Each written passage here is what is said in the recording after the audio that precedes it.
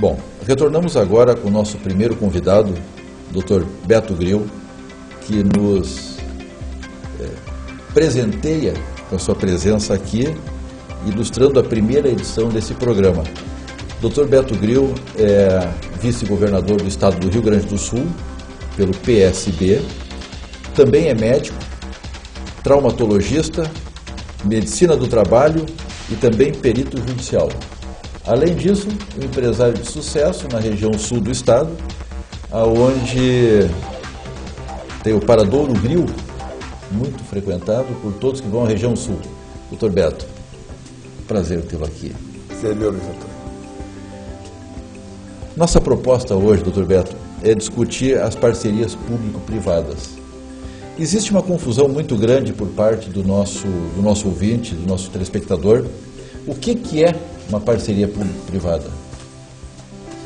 Sabes que primeiro diz da minha alegria reafirmar, né, a importância de ter um espaço como esse, poder fazer um debate, aprofundar alguns temas importantes, dar opinião a respeito e com isso contribuir para que as pessoas possam ter mais uma maneira de comparar, de avaliar, de formar também a sua opinião a respeito das mais diversas questões importantes para o nosso Estado, para a nossa economia.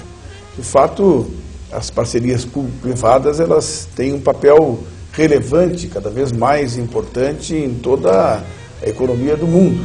No Brasil, é recente, né? Tem cerca de 10 anos aí da sua instituição por lei, e alguns estados, e a própria União já está avançando no sentido de propor, né, ações, serviços, obras públicas principalmente, nas quais o Estado não tem a condição adequada para enfrentar, ou não tem recursos financeiros para mobilizar no momento, ou então uma ação, um serviço que é continuado e que está apropriado para que a iniciativa privada possa realizar com vantagens. Então é uma maneira de nós podermos fazer a concessão de um serviço público mediante o pagamento daquele serviço, né, pelo Estado.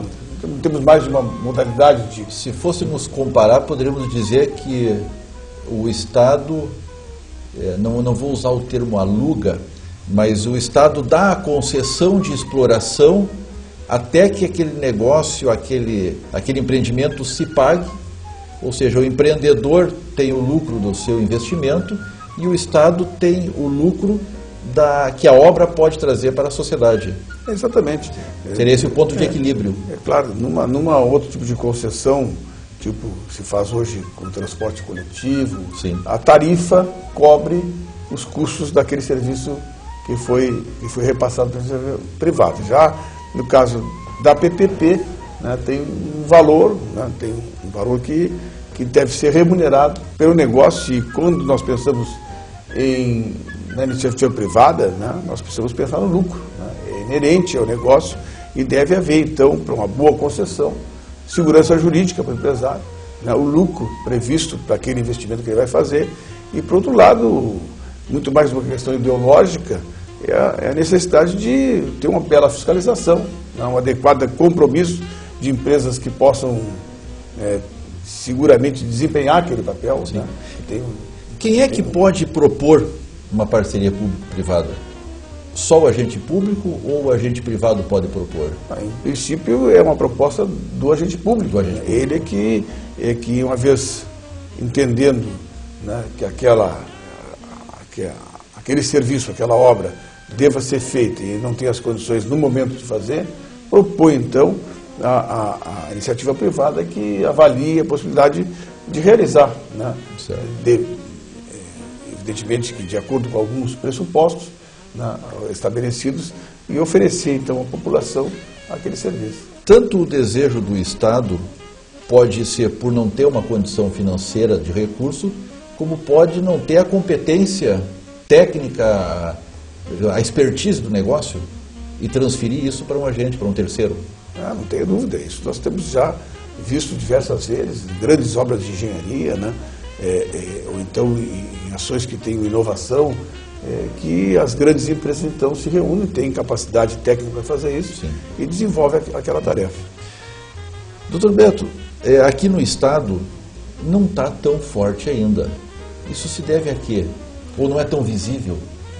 Na verdade, nós temos aqui um entrave, as parcerias público-privadas.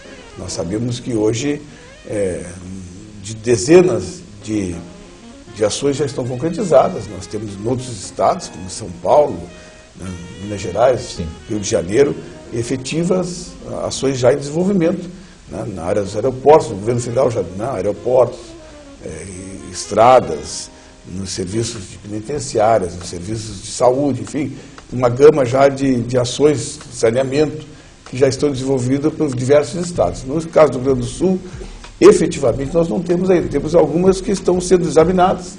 A que mais avançou agora é o metrô de Porto Alegre, né, que possivelmente possa se concluir daí uma PPP.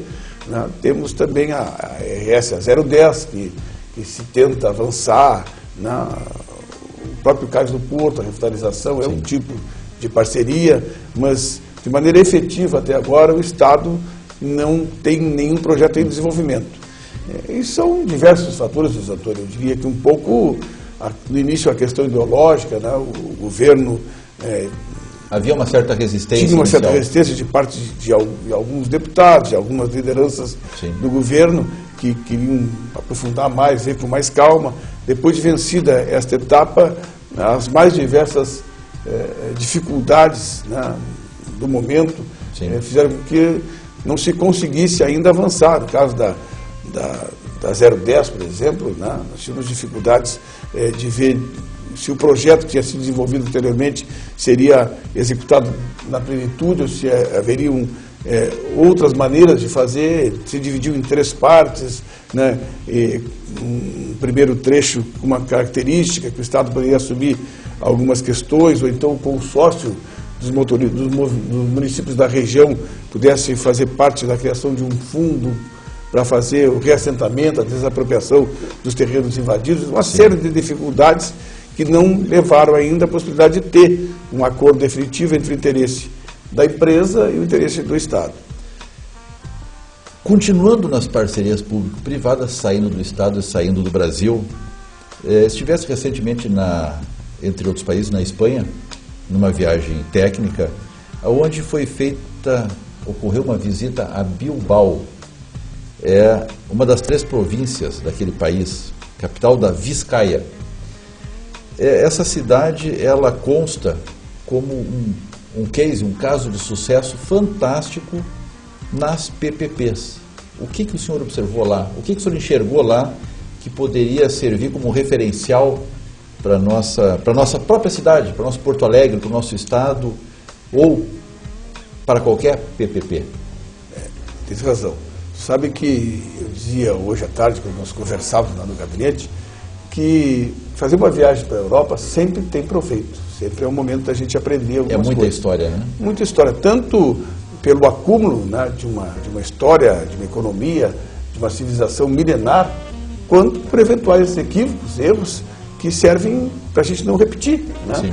Já que se conhece, por aqui nós não podemos ir. Então é uma escola permanente. São diversos ensinamentos que eu já tive durante esses anos e as viagens que fiz para lá. Agora, desta feita me chamou a atenção exatamente Bilbao. Bilbao faz parte de uma economia que há 30 anos se esgotou. Bilbao era uma cidade puramente industrial. Industrial, da indústria pesada, metal mecânica pesada, e que de repente perdeu a competitividade, né, com a vinda dos países asiáticos e qualquer crise econômica derrubou completamente, né, à medida que os prédios, a indústria se transformou em escombros, em diversos edifícios sem nenhum proveito econômico e o desemprego crescendo barbaramente, chegou a taxas em torno de 30% de desemprego, uma crise, a economia, as pessoas sem ter horizonte. 30% é algo inimaginável. Foi o caos, né? Chegou no fim. E aí a gente precisava fazer alguma coisa. Então um grupo de pessoas se reuniu, né? Um engenheiro visionário, na época, que agora é o prefeito da cidade, instituiu um plano de desenvolvimento prevendo ações coordenadas até 2030.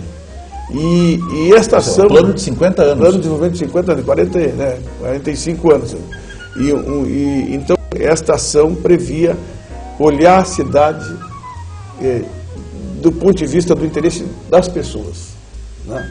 O que nós podemos fazer para que a pessoa que possa se desenvolver? Então se criou uma série de premissas.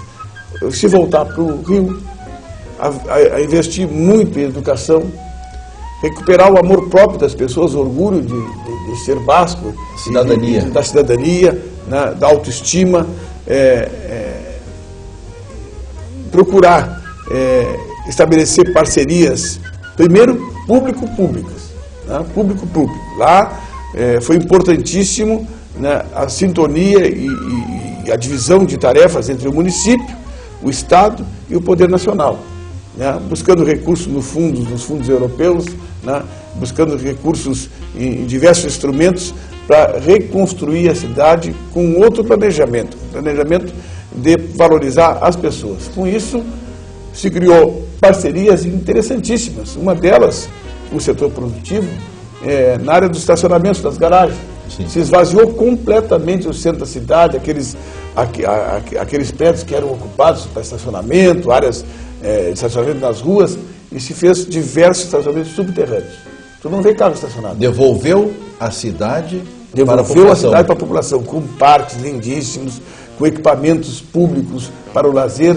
Se valorizou o ócio, se valorizou o lazer, né, com grandes estruturas voltadas, prédios modernos, fazendo o contraste entre o novo e o histórico. Consta que, né, no aspecto cultural também foi muito bem trabalhado esse aspecto, com desenvolvimento de museus, de espetáculos, de valorização da cultura local, da cultura da própria Espanha, daquela cultura que as pessoas estavam sendo afastadas. É verdade. Isso é fato? Lá tem, inclusive, um dos maiores museus do mundo, os mais importantes, um dos mais visitados do mundo, que é a grande mola mestra da economia, né?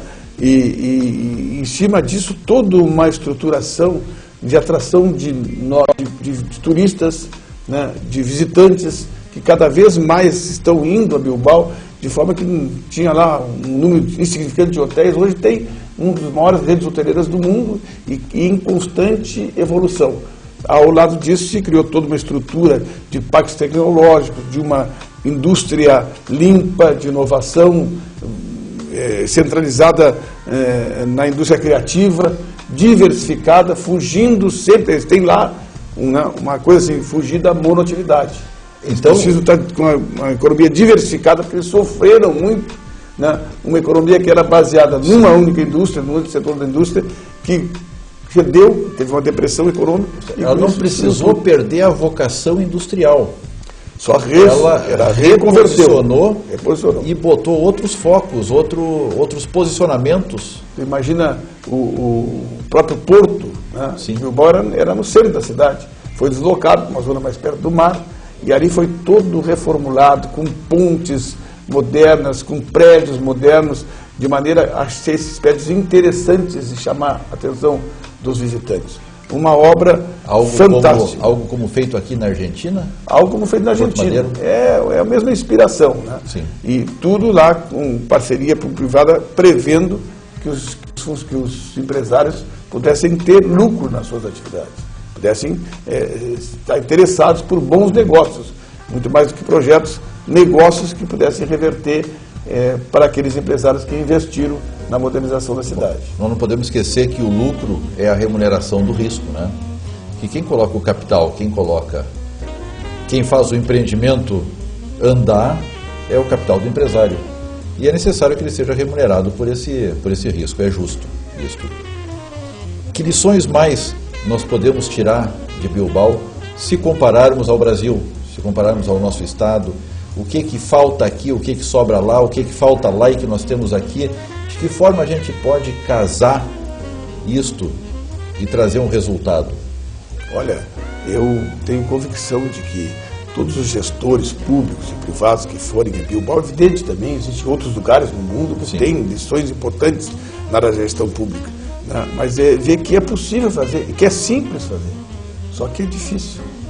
Porque tem que ter a boa vontade, né, diversos atores da sociedade, políticos, administradores, que por força de circunstâncias acabam não se unindo, não se trabalhando na mesma direção, né? Perdendo então com isso preconceitos de que o poder público e o privado não possam ter zonas de aproximação. Tem que ter, cada um tem o seu papel, e a convicção de que tem que estabelecer um plano que seja imune àquele plano mestre, aquele plano master, seja imune às diferenças políticas, à mudança de gestão, que possa ter continuidade no planejamento a médio e longo prazo, de 20, 30 anos.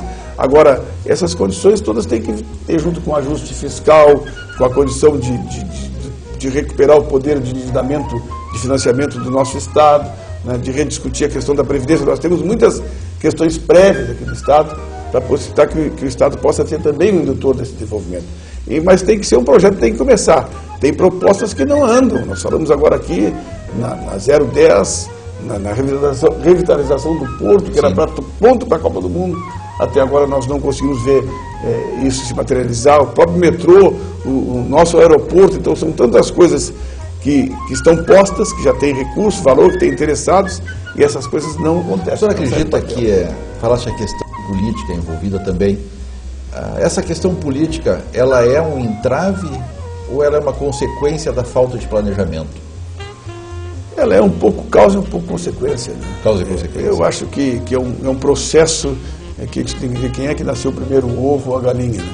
O que nós precisamos ter, isso eu já vi bem lá, é um projeto a médio e longo prazo que esteja permanentemente sendo executado, evoluindo, né, com fontes de financiamento. Lá não tem um fundo europeu, né, que serviu de base para grandes obras, né? Mas vai se criando também lá um fundo, né, próprio do que aconteceu de novo, e que é impressionante como aqui as coisas não conseguem ser desse jeito. Lá tem, houve uma das questões que foi colocada, foi a despoluição do rio, né? Para isso se cobrou uma taxa, que está sendo paga até hoje, por não sei quantos anos o pessoal vai ter que pagar uma taxa na conta d'água para despoluir o rio. Só que efetivamente o rio está despoluído. As crianças estão pescando, está saindo peixes. Está saindo lambari. Então tem exatamente resposta efetiva. Lá nós tínhamos, para ir para o aeroporto, tinha que percorrer um percurso de mais ou menos 40 quilômetros, né? Aí fizeram um túnel, tinha que fazer a volta num grande cerro, tinha lá uma grande montanha. Fizeram um túnel, agora é 10 quilômetros, que vai até e cobra o pedágio, né? Então as pessoas tinham liberdade para ir pelo pedágio 10 quilômetros ou para continuar indo pelos 30. No início, não, vamos pelos 30, vamos pelos 40 quilômetros. Agora, a grande maioria já está indo e pagando o pedágio, porque vê que tem aquilo que tu falasse, né, do tempo dentro do carro, né, do tempo de se ter fazer uma outra coisa, uma coisa produtiva. Então, cada vez mais as pessoas estão optando por pagar o pedágio, que ele tem resposta, tem retorno. Então, eu vejo que as nossas dificuldades ainda precisam vencer a burocracia, precisam vencer a falta de um planejamento mais duradouro. Falasse uma coisa importante. As coisas aconteçam efetivamente. Falasse uma questão bastante importante, a falta de planejamento. Se percebe, principalmente a cada 4 anos, quando ocorre uma mudança política no governo, ocorre também um encerramento de um ciclo, de um foco ou de um planejamento. Dificilmente um planejamento dura mais que 4 anos, a não ser quando se mantenha o mesmo governo, vamos assim dizer. Essa incapacidade de fazer um planejamento de 30, 40 ou 50 anos, como foi o caso que nós falamos agora de Bilbao, onde foi de 45 anos, um projeto de 45 anos, independe de quem vai administrar. Isso é uma dificuldade aqui, né? Tanto assim que a nossa própria lei de administração pública, ela prevê o plano plurianual, né, e com uma proposta para 4 anos, sempre renovando, de forma que o governo deixa já o último ano do próximo governo já praticamente definido, né? E isso é uma dificuldade. Nós precisamos aproveitar, eu entendo, né, mais toda uma gama de estudos que temos aí, Agenda 2020, né, outras propostas feitas pela iniciativa privada, agregar.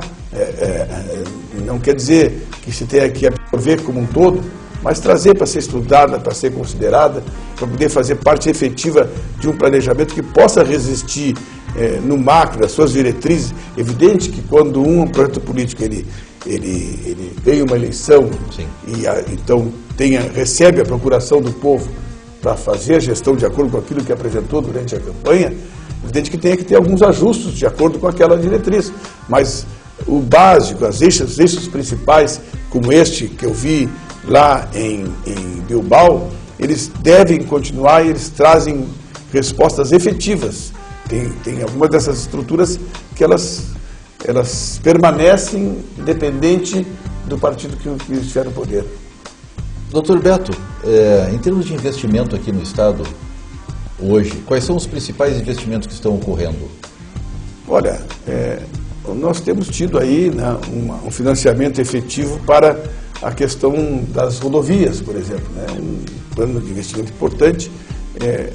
Bom, daqui a Rio Grande é um canteiro de obras.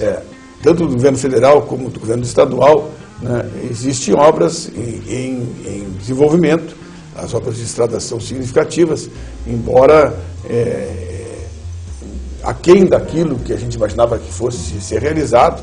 Alguns programas estão atrasados, né, em relação ao que se planejou no primeiro momento, tanto as estradas vicinais, quanto a própria duplicação de obras importantes, como a 118, né, a realização da 010. São obras que tinham sido planejadas, que por diversos fatores não se concretizaram, causando um atraso relativo naquilo que a gente imaginava. Tem investimentos na construção civil, né, com Minha Casa Minha Vida, que são significativos. Tem uma série de obras do PAC também, bem menor do que a expectativa, mas que estão acontecendo, né, e está anunciado aí, são anunciados outros projetos importantes, né, mas nas estradas eu diria que é o conjunto, né, mais significativo. Obras de energia, de recursos. Obras de energia também na CE e nas outras distribuidoras, que são importantes, mas que também são a menor do que era a expectativa inicial, né? Então, se tu examinares do ponto de vista do que vinha sendo feito anteriormente, nós temos um volume de investimentos maior. Se tu examinar de acordo com aquilo que se tem de potencialidades, que se buscou de financiamentos, de possibilidades, está aquém daquilo que foi planejado. Agora, como um todo no Brasil, e o Rio Grande do Sul se inclui nisso, com um pequeno diferencial, as obras de infraestrutura relacionadas ao PIB do Brasil são muito aquém do necessário. O Brasil hoje investe em torno de 2% do PIB em obras de infraestrutura, né? O senhor entende que seria necessário quanto?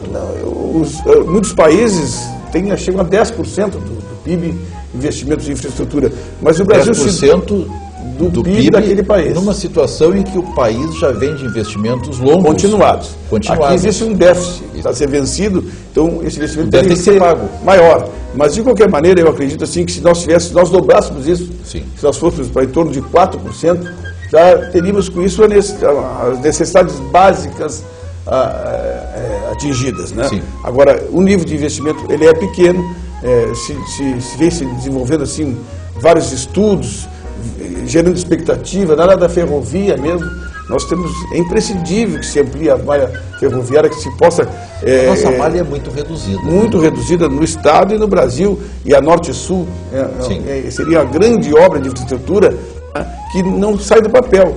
Em contrapartida, nós estamos ouvindo aí possibilidade de financiamento até para portos, né, e outras obras fora do país, esse porto no Uruguai que foi anunciado. Pegou bem de surpresa isso. Muito de surpresa. Eu que tenho tido um trabalho muito constante na área do combate às desigualdades regionais, e com isso tenho me ocupado bastante da infraestrutura na região sul, né? Vejo com preocupação para o Porto de Rio Grande, para toda a nossa atividade econômica, a concorrência de um outro porto financiado por recursos originários do BNDES. Então, quando nos queixamos que investimos apenas 2% do PIB dentro do Brasil, estamos investindo fora do Brasil. Claro. Que o BNDES tem as suas razões, eu não vou criticar de maneira absoluta, mas relativamente é 4% do PIB, né? Eu entendo que se nós tivéssemos esses recursos aqui, na malha ferroviária, nas nossas rodovias, toda essa questão de suporte logística para o porto, nós reduziríamos o custo do transporte e da exportação dos nossos produtos, seriam mais competitivos. Daqui a pouco o Brasil ajuda a financiar um porto no Uruguai. Um porto concorrente. Um porto concorrente, e a nossa safra daqui a pouco vai se viabilizar e escoar pelo Uruguai. Nós temos que trabalhar então a nossa infraestrutura, buscar melhorar aqui as condições para que a gente seja cada vez mais competitivo na nossa operação portuária.